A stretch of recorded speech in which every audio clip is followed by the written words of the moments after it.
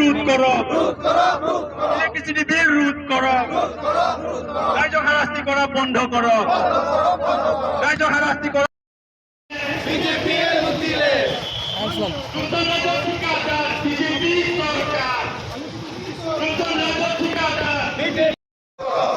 রাইজক হারাস্তি করা বন্ধ করো, রাইজক হারাস্তি করা বন্ধ করো, জনবিরোধী নীতি বন্ধ করো, জনবিরোধী নীতি বন্ধ করো।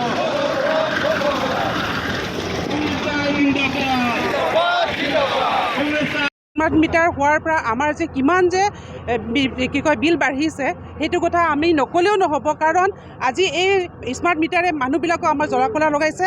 কাৰণ এনেকুৱা এটা মিটাৰ হৈছে যিটো যোৱাকালিৰ পৰহি দিনত আমাৰ কাৰেণ্টৰ বিল আহিছিলে 2000 3000 বেছিকৈ হ'লেও, কিন্তু আজি এই স্মাৰ্ট মিটাৰ জৰিয়তে আমাক 9 লাখ পৰ্যন্ত আমাক বিল অহা পৰ্যন্ত হৈছে। সেইকাৰণে আমি বহুত মানে ভুগিছোঁ আমি। সেইকাৰণে আমি এই আজি প্ৰটেষ্টটো এইকাৰণে লৈছোঁ যাতে আমাৰ এই স্মাৰ্ট মিটাৰটো আমাৰ দৰকাৰ নাই, আমাক আগৰ যিটো আছিলে সেইটো মতে আমাক সুবিধাটো দিব লাগে। বিজেপি সম্পূৰ্ণৰূপে লুটি আছে আমাক।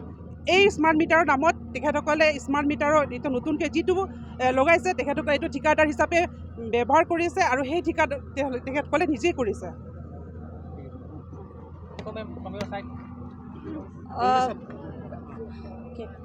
Regarding the smart meter, we are not happy at all because our bills have increased. Not only for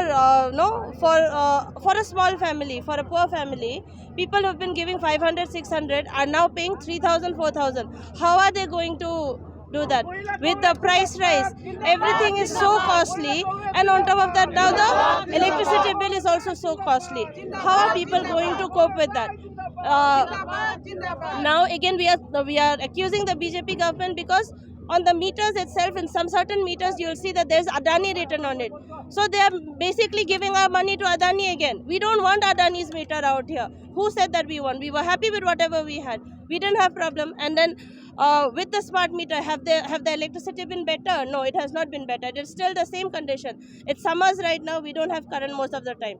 Then why are we paying so much more? If it is just like the previous meter and the same amount of bill, it's still fine. Now we are paying double the amount, but the current is still the same. So that's why we are condemning the whole thing, and we don't want the meter.